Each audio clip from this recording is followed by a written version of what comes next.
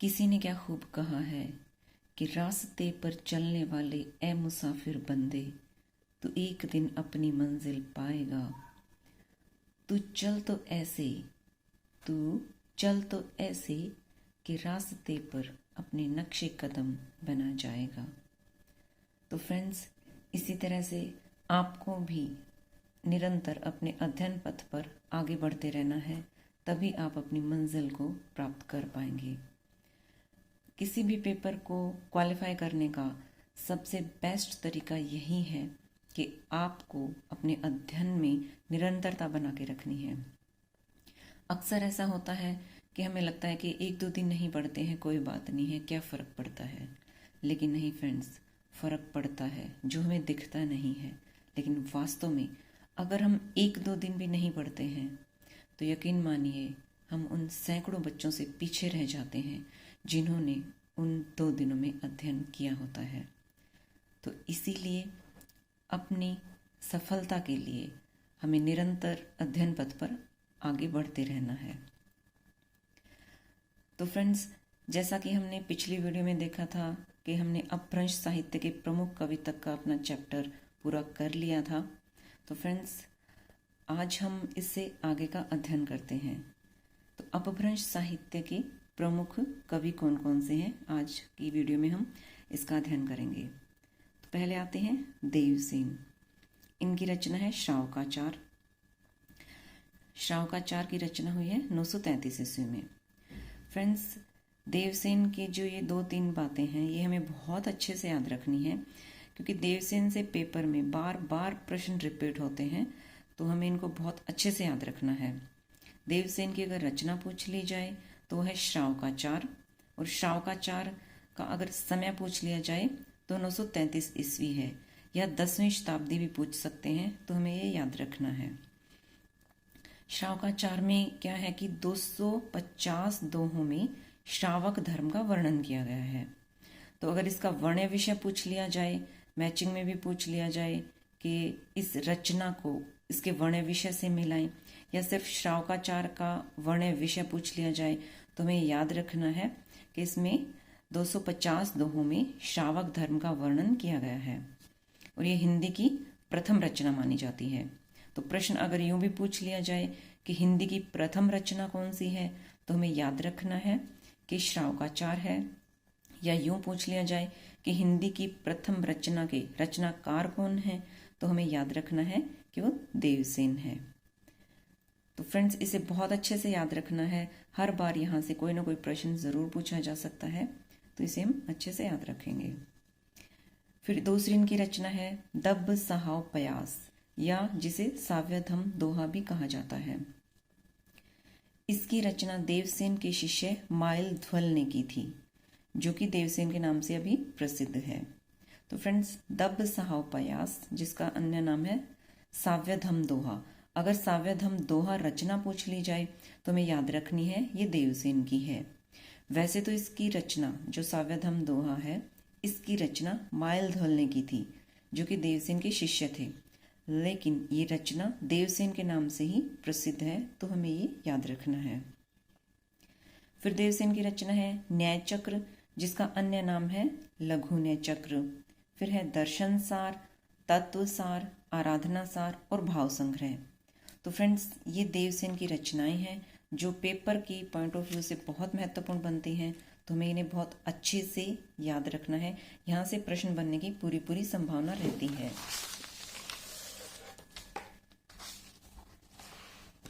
Friends, फिर आते हैं अपभ्रंश के सबसे महत्वपूर्ण कवि, जो कि हैं स्वयंभू। फ्रेंड्स, स्वयंभू से हर बार कोई ना कोई पेपर में प्रश्न जरूर बनता है, इसको भी हमें बहुत अच्छी तरह से याद रखना है। एक एक लाइन में बहुत ही महत्वपूर्ण प्रश्न छुपे हुए हैं, हमें बहुत अच्छे से इनको याद रखना है। तो स्वयंभू, इनका अगर समय पूछ लिया जाए तो 8वीं शताब्दी है। वैसे इनका 783 ईस्वी में जन्म हुआ था, लेकिन अगर 8वीं शताब्दी पूछ लिया जाए तो ये भी हमें याद रखना है। स्वयंभू कर्नाटक में इनका जन्म हुआ था। ये अपभ्रंश भाषा के प्रथम कवि हैं। स्वयंभू के बारे में हमें 2 बातें याद रखनी है। एक तो ये अपभ्रंश भाषा के प्रथम कवि हैं, और दूसरा, ये जैन परंपरा के भी प्रथम कवि माने जाते हैं। इस बात को हमें बहुत अच्छे से याद रखना है। अपभ्रंश भाषा के प्रथम कवि पूछ लिए जाएं तो शंभु हैं, और अगर जैन परंपरा के प्रथम कवि पूछ लिए जाएं तो वो भी शंभु ही माने जाते हैं। फ्रेंड्स, वैसे तो ये अपभ्रंश भाषा के प्रथम कवि हैं, लेकिन रामकुमार वर्मा ने इन्हें हिंदी का पहला कवि माना है। तो अगर प्रश्न यूं पूछ लिया जाए कि रामकुमार वर्मा ने हिंदी का पहला कवि किसे माना है, तो हमें याद रखना है स्वयंभू को माना है। इनकी रचनाएं हैं, पहला है पौमुचर्यु। पौमुचर्यु बहुत महत्वपूर्ण रचना है, जिसका हर एक लाइन में प्रश्न बन रहा है, तो हमें इसको बहुत अच्छे से याद रखना है। पौमुचर्यु, पौमुचर्यु में राम कथा का वर्णन किया गया है। सबसे पहला राम कथा का ग्रंथ अगर अपभ्रंश में किसी ने लिखा है तो वो पौमुचर्यु ने, शंभु ने लिखा है पौमुचर्यु ग्रंथ में। तो ये हमें अच्छे से याद रखना है।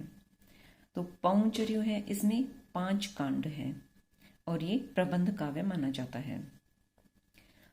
और इसके अन्य नाम है पद्मचरित, रामचरित और जैन पुराण। पद्मचरित नाम देके अगर पूछ लिया जाए कि किस रचना का अन्य नाम है, तो हमें याद रखना है पौमुचर्यु का है। रामचरित भी इसी का ही नाम है, और जैन रामायण भी अगर नाम पूछ लिया जाए तो पौमुचर्यु को ही कहा जाता है। फ्रेंड्स, पौमुचर्यु, पौम का अर्थ है जैन धर्म में, पौम का अर्थ है राम, और चर्यु का मतलब चरित्र। तो राम के चरित्र का वर्णन करने वाला ये ग्रंथ, हिंदी में इसे पद्मचरित कहेंगे। अपभ्रंश में राम को पद्म भी कहा जाता है, तो इसीलिए इसका नाम पद्मचरित भी रखा गया है, और ये अपभ्रंश में पौमुचर्यु कहा जाता है। जैसा कि हम यहाँ देख सकते हैं कि जैन धर्म में राजा राम के लिए पद्म शब्द का प्रयोग होता है, इसीलिए स्वयंभू की रामायण या राम कथा को पद्मचरित या पौमुचर्यु कहा गया है। तो इसका हमें ध्यान रखना है कि अपभ्रंश में या जैन धर्म में भी कह सकते हैं, तो पौम का अर्थ है राजा राम के लिए पद्म शब्द का इस्तेमाल किया गया है, इसीलिए पद्मचरित भी इसका नाम है। राम कथा का विस्तृत इसमें वर्णन किया गया है, और ये अपभ्रंश भाषा का ग्रंथ है। अपभ्रंश भाषा का पहला राम काव्य का ये ग्रंथ है, ये हमें याद रखना है। इसमें कड़वक शैली का प्रयोग किया गया है। 90 संधियां हैं। अगर पौमुचर्यु में संधियां पूछ ली जाएं तो हमें याद रखनी है कि 90 संधियां हैं, जिनमें से 83 संधियां स्वयंभू ने लिखी हैं और 7 इनके पुत्र त्रिभुवन ने लिखी है। तो एक तरह से अगर ये देखा जाए तो जो रचनाकार थे इनके स्वयंभू, इन्होंने इस ग्रंथ को पूर्ण नहीं किया था। इन्होंने सिर्फ 83 संधियां ही लिखी थी। इन्होंने इस ग्रंथ को अधूरा छोड़ा था। बाकी इनके पुत्र त्रिभुवन जो थे, उन्होंने इसको पूरा किया था 7 संधियां लिखकर। तो अगर ऐसे पूछ लिया जाए कि अपभ्रंश में अधूरा ग्रंथ कौन सा है, 3 नाम और दे दिए जाएंगे और एक पौमुचर्यु दे दिया जाए, तो हमें याद रखना है कि पौमुचर्यु एक अधूरी रचना थी जिसे इनके पुत्र त्रिभुवन ने पूरा किया था। इसमें संधियां पूछी जाएं तो 90 संधियां हैं। रामायण लिखी थी वाल्मीकि ने और पौमुचर्यु लिखा स्वयंभू ने। रामायण राम कथा थी, ये महर्षि वाल्मीकि ने लिखी, और पौमुचर्यु ये भी राम कथा ही थी, ये स्वयंभू ने लिखी है। तो इसी आधार पर स्वयंभू को अपभ्रंश का वाल्मीकि कहा जाता है। फ्रेंड्स, यहाँ से प्रश्न बहुत बार पूछा जाता है, बार बार प्रश्न रिपीट होते हैं कि स्वयंभू को क्या कहा जाता है, पुष्पदंत को क्या कहा जाता है, किसने कहा। तो इस तरह के प्रश्न में बहुत अच्छे से याद रखने हैं। तो अपभ्रंश का वाल्मीकि अगर पूछ लिया जाए या अपभ्रंश का व्यास अगर पूछ लिया जाए तो वो स्वयंभू को कहा जाता है। भ्याणी ने स्वयंभू को कहा है अपभ्रंश का कालिदास। भ्याणी के भी 2 कथन हैं, वो हमें अच्छे से याद रखने हैं कि भ्याणी ने अपभ्रंश का कालिदास तो कहा है स्वयंभू को, और अपभ्रंश का भवभूति कहा है पुष्पदंत को। तो ये 2 प्रश्न यहाँ से बनते हैं, हमें बहुत अच्छे से इनको याद रखना है। पेपर में बार बार ये प्रश्न रिपीट होते हैं, तो हमें इनको बहुत अच्छे से याद रखना है। अपभ्रंश का व्यास और अपभ्रंश का वाल्मीकि स्वयंभू को कहा जाता है। अपभ्रंश में राम काव्य के प्रथम कवि पूछे जाएं तो वो स्वयंभू है। और पौमचर्यु में राम, सीता और जनक को जैन धर्म में दीक्षा लेते दर्शाया गया है। तो ये भी किसी पेपर में आया हुआ प्रश्न है कि राम और सीता, जनक को जैन धर्म में दीक्षा लेते हुए किस ग्रंथ में दर्शाया गया है। तो हमें याद रखना है पौंचर्यु में दर्शाया गया है। फिर स्वयंभू की दूसरी रचना आती है रिठनेम चर्यु। रिठनेम चर्यु ये भी प्रबंध काव्य है। इसके अन्य नाम, जैसा कि मैंने बताया कि जिस भी रचना के जो भी अन्य नाम होते हैं वो हमें बहुत अच्छी तरह से याद रखने हैं, वहां से प्रश्न बनने की पूरी पूरी संभावना होती है। तो रिठनेम चर्यु के अन्य नाम हैं अरिष्टनेमी चरित या हरिवंश पुराण। ये दो नाम हमें बहुत अच्छे से याद रखने हैं।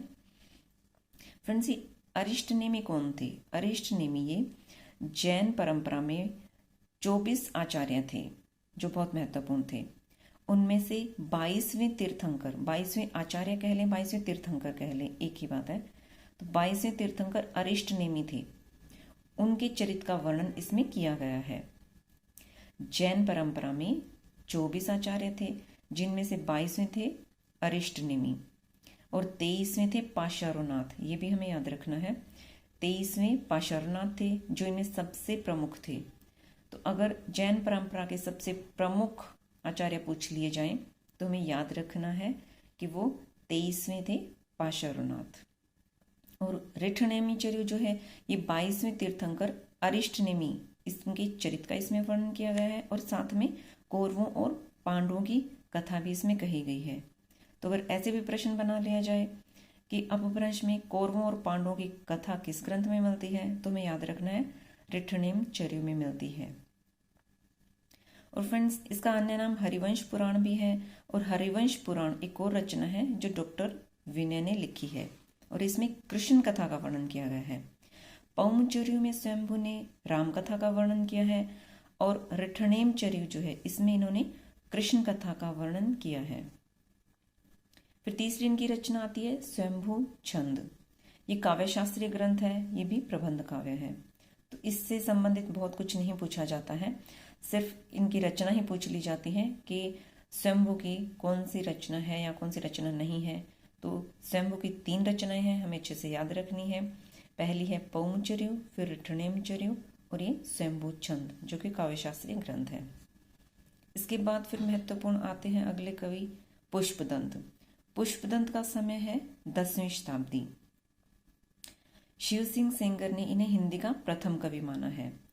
तो प्रश्न ऐसे पूछा जा सकता है कि शिव सिंह सेंगर ने हिंदी का प्रथम कवि किसे माना, तो हमें याद रखना है पुष्पदंत को माना है। या पुष्पदंत को हिंदी का प्रथम कवि किसने माना, तो हमें याद रखना है शिव सिंह सेंगर ने माना था। तो फ्रेंड्स, प्रश्न किसी तरह से भी घुमा के पूछे जा सकते हैं, हमें हर तरह से प्रश्न याद होने चाहिए। तो पुष्पदंत जो है वो पहले शैव थे, लेकिन बाद में ये जैन धर्म में दीक्षित होकर जैनाचार्य बन गए थे। तो हमें याद रखना है। प्रश्न यूं पूछा जा सकता है कि वह कौन से कवि हैं जो पहले शैव थे और बाद में जैन हो गए। तो हमें याद रखना है पुष्पदंत पहले शैव थे और फिर बाद में जैन धर्म में दीक्षा लेने के बाद ये जैनाचार्य बन गए थे। अपभ्रंश का भवभूति कहा शिव सिंह सेंगर ने और भयाणी ने। तो फ्रेंड्स, ये भी पेपर की दृष्टि से बहुत महत्वपूर्ण प्रश्न है, हमें बहुत अच्छे से इसको याद रखना है कि भयाणी ने स्वयंभू को तो कहा था अपभ्रंश का कालिदास और भयाणी ने पुष्पदंत को कहा है अपभ्रंश का भवभूति। शिव सिंह सेंगर ने भी पुष्पदंत को अपभ्रंश का भवभूति कहा है, ये हमें याद रखना है। फिर अपभ्रंश का वेद व्यास कहा जाता है पुष्पदंत को। अपभ्रंश का वेद व्यास पुष्पदंत को कहा जाता है क्योंकि फ्रेंड्स, सर्वप्रथम कृष्ण कथा महर्षि वेद व्यास ने लिखी थी और पुष्पदंत ने भी अपनी रचनाओं में, जो इनकी महापुराण रचना है, इसमें इन्होंने कृष्ण कथा का वर्णन किया है। तो इसी आधार पर इन्हें अपभ्रंश का वेद व्यास कहा जाता है। तो हमें ये याद रखना है कि अपभ्रंश का वेद व्यास किसे कहा जाता है, तो पुष्पदंत को कहा जाता है। और अगर ये पूछ लिया जाए कि पुष्पदंत को अपभ्रंश का वेद व्यास किस रचना के आधार पर कहा जाता है, तो हमें याद रखना है महापुराण के आधार पर कहा जाता है। चरित काव्य में चौपाई छंद का प्रयोग किया है। तो पुष्पदंत ने अपने जो चरित काव्य लिखे हैं इसमें चौपाई छंद का प्रयोग किया गया है। पेपर में अगर यूं पूछ लिया जाए कि पुष्पदंत ने अपने चरित काव्यों में वर्णन किया है, फिर 4 ऑप्शन दे दिए जाएंगे।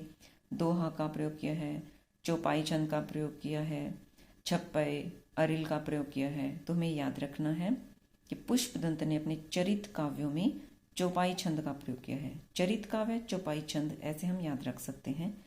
पुष्पदंत ने इसका इस्तेमाल किया है। पुष्पदंत ने स्वयं को कहा है अभिमान मेरु, काव्य रत्नाकर और कविकुल तिलक। फ्रेंड्स, ये उपाधियां दी हैं स्वयं, पुष्पदंत ने स्वयं को ही ये उपाधियां दी हैं। तो ये पेपर में एक बार आया हुआ प्रश्न है कि पुष्पदंत ने स्वयं को कौन सी उपाधि दी है। तो उसमें 4 ऑप्शन थे जिनमें एक ऑप्शन था कि अभिमान मेरु। तो हमें याद रखना है कि ये तीनों जो उपाधियां हैं ये पुष्पदंत ने स्वयं को ही दी हैं। अभिमान मेरु, काव्य रत्नाकर और कविकुल तिलक, ये तीनों उपाधियां पुष्पदंत ने स्वयं को ही दी है। ये हमें अच्छे से याद रखना है। फिर आता है पुष्पदंत कहाँ के सभा कवि थे। तो ये हमें याद रखना है कि पुष्पदंत जो है वो मान्यखेट के राजा कर्ण के महामात्य भीम के सभा कवि थे। ठीक है, पुष्पदंत मान्यखेट के राजा थे कर्ण, उनके महामात्य थे भीम, उनके सभा कवि रहे हुए हैं। फिर पुष्पदंत की रचनाएं आती हैं। पहला है महापुराण, जो 10वीं शताब्दी की रचना है। महापुराण विशाल प्रबंध काव्य है जो कि कड़वक शैली में लिखा गया है। तो हमें याद रखना है कि महापुराण विशाल प्रबंध काव्य है और इसकी शैली अगर पूछ ली जाए तो कड़वक शैली है। तो फ्रेंड्स, ये कड़वक शैली क्या होती है, किस तरह से इसमें लिखा जाता है, तो इसको हम थोड़ा देख लेते हैं कि छंदों की निश्चित संख्या के बाद छंद बदलने की पद्धति को कड़वक कहा जाता है। यानी कि कुछ छंद पहले चल रहे होते हैं, उसमें रचना हो रही होती है, लेकिन एक निश्चित संख्या की छंदों की एक निश्चित संख्या होती है, उसके बाद छंद को बदल दिया जाता है। कवि क्या करता है कि एक छंद में कोई पंक्तियां लिख रहा है, उसके बाद वो कुछ एक निश्चित संख्या में छंद इस्तेमाल कर लेता है, उसके बाद वो दूसरे छंद का प्रयोग करता है। तो इस पद्धति को कड़वक कहते हैं।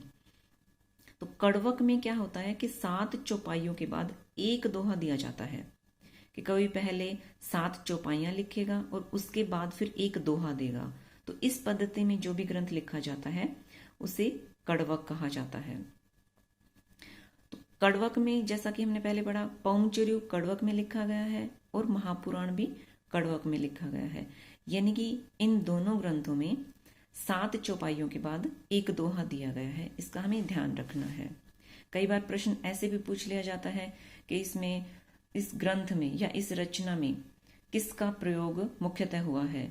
तो उसमें ऑप्शन दे दिए जाएंगे, कड़वक का प्रयोग हुआ है या अरिल, पद्दड़ या किसी भी और छंद का नाम लेके पूछ लिया जाएगा, या यूं भी कह दिया जाएगा कि इसमें दोहा चौपाई का प्रयोग हुआ है या चौपाई अरिल का प्रयोग हुआ है या चौपाई दोहा, चौपाई पद्दड़िया का प्रयोग हुआ है। इस तरह से कई ऑप्शन देके पूछ लिया जाता है। तो हमें याद रखना है कि पौंचर्यु और जो महापुराण है ये कड़वक शैली में लिखा गया है, इसलिए अगर इनसे संबंधित प्रश्न पूछ लिया जाए तो हमें याद रखना है कि इसमें चौपाई और दोहे का प्रयोग किया गया है। फिर आता है महापुराण में संधियां कितनी हैं, तो वो 120 संधियां हैं। फ्रेंड्स, जैसा कि हमने भी पढ़ा कि स्वयंभू ने जो पौंचर्यु रचना लिखी थी उसमें 90 संधियां थी, जिनमें 83 संधियां स्वयंभू ने खुद लिखी थी और 7 जो संधियां हैं वो इनके पुत्र त्रिभुवन ने लिखी थी। लेकिन महापुराण में संधियां अगर पूछ ली जाए तो 120 संधियां हैं और इसमें पद्य वैसे नहीं पूछे जाते हैं। पेपर की दृष्टि से ये महत्वपूर्ण नहीं है कि इसमें कितने पद्य हैं, फिर भी हम अपनी जानकारी के लिए देख लेते हैं कि पद्य हैं महापुराण में 20,000। भाग हैं इसके 2, महापुराण के 2 भाग हैं। पहला है आदि पुराण और दूसरा है उत्तर पुराण। एक बार पेपर में ये प्रश्न पूछा हुआ था कि कौन सी रचनाएं पुष्पदंत की नहीं है। तो उसमें 4 ऑप्शन दे रखे थे, जिसमें एक महापुराण दे रखा था, एक में आदि पुराण, अगला ऑप्शन उत्तर पुराण, एक कोई और रचना दे रखी थी। तो यूजीसी ने वो गलत साबित कर दिया था, क्योंकि उसमें 3 ग्रंथ तो ये इनके पुष्पदंत के ही ठहर जाते हैं। तो इस तरह से ऑप्शन सही नहीं बैठ रहे थे। तो इस तरह से हमें याद रखना है कि महापुराण पुष्पदंत की रचना है, जिसके 2 भाग हैं, आदि पुराण और उत्तर पुराण। आदि पुराण और उत्तर पुराण अगर देखे पूछ लिया जाए कि किसकी रचनाएं हैं, तो हमें याद रखना होगा ये पुष्पदंत की ही रचनाएं हैं। पौराणिक गाथाओं की जानकारी के लिए अपभ्रंश का सबसे बड़ा ग्रंथ। तो जैसा कि फ्रेंड्स हमने देखा कि इसमें संधियां 120 हैं। पौंचर्यु जो शंभु की रचना थी उसमें 90 संधियां थी और इसमें 120 संधियां हैं। तो यह सबसे बड़ा ग्रंथ यही ठहरता है। जो पौराणिक गाथाओं की जानकारी के लिए अगर अपभ्रंश का सबसे बड़ा ग्रंथ पूछ लिया जाए तो महापुराण है। इनके अन्य नाम है 63 महापुरुष गुणालंकार, जिसमें कि जैसा कि 63 है, 63 इसका मतलब होता है। तो इसमें जैन परंपरा के 63 महापुरुषों का जीवन चरित्र वर्णित किया गया है, इसीलिए इसका नाम 63 महापुरुष गुणालंकार है। तो 63 महापुरुष गुणालंकार किस ग्रंथ का नाम है, तो हमें याद रखना है महापुराण का नाम है। अपभ्रंश का ये सबसे बड़ा ग्रंथ है। इसके 2 भाग हैं, आदि पुराण उत्तर पुराण। आदि पुराण का अगर वर्ण्य विषय पूछ लिया जाए कि ऋषभ देव तथा उसके पुत्र भरत का इसमें वर्णन किया गया है। अगर पेपर में ये प्रश्न पूछ लिया जाए कि ऋषभ देव और उसके पुत्र भरत का वर्णन किस ग्रंथ में किया गया है, तो हमें याद रखना है आदि पुराण में है। फिर आता है उत्तर पुराण। इसमें शीर्ष तीर्थंकरों तथा अन्य महापुरुषों का जीवन चरित्र वर्णित किया गया है और इसमें राम कथा और कृष्ण कथा है। उत्तर पुराण में राम कथा है और कृष्ण कथा भी इसमें आती है। फिर पुष्पदंत का अन्य महत्वपूर्ण ग्रंथ है नयकुमारचर्यु। नयकुमारचर्यु जैसा कि फ्रेंड्स ये अपभ्रंश के ग्रंथ थे, इसलिए अपभ्रंश में इसे नयकुमारचर्यु कहा जाता है और इसको हिंदी में अगर हम देखें तो उसको कहा जाएगा नागकुमार चरित। यानी कि नयकुमारचर्यु का अगर अन्य नाम पूछ लिया जाए तो नागकुमार चरित है। नयकुमारचर्यु तो अपभ्रंश भाषा में ये नाम है इनका और नागकुमार चरित हिंदी में ये नाम है इनका। फिर पुष्पदंत की अन्य रचना है जसहर चर्यु। ये भी पेपर की दृष्टि से बहुत महत्वपूर्ण है, बहुत बार इनसे प्रश्न पूछे जाते हैं, तो हमें इसको याद रखना है कि जसहर चर्यु और इसका अन्य नाम है यशोधरा चरित या जसहर चरित्र पर यह आधारित है। तो अगर जसहर चरित्र रचना किसकी है पूछ ली जाए तो हमें याद रखनी है पुष्पदंत की है और इसका अन्य नाम पूछ लिया जाए तो ये यशोधरा चरित्र है। और फ्रेंड्स यहाँ पर ये देखेंगे कि शिव सिंह सेंगर ने पुष्य कवि को कहा है भाखा की जड़। ये एक पेपर में आया हुआ प्रश्न हमें अच्छे से याद रखना है कि शिव सिंह सेंगर ने भाखा की जड़ किसे कहा है, तो पुष्य कवि को कहा है। या यूं पूछ लिया जाए कि शिव सिंह सेंगर ने पुष्य कवि को क्या कहा है, तो भाखा की जड़। ये हमें याद रखियो में हम इतना ही अध्ययन करेंगे। बाकी की जो अपभ्रंश के कवि रहते हैं उन्हें हम अपनी अगली वीडियो में देखेंगे। तो इतने तक निरंतरता बनाते हुए अपनी पढ़ाई में अध्ययन पथ पर निरंतर रहते हुए आप अपनी तैयारी करती रहिए। मेरे साथ बने रहने के लिए आपका बहुत बहुत शुक्रिया।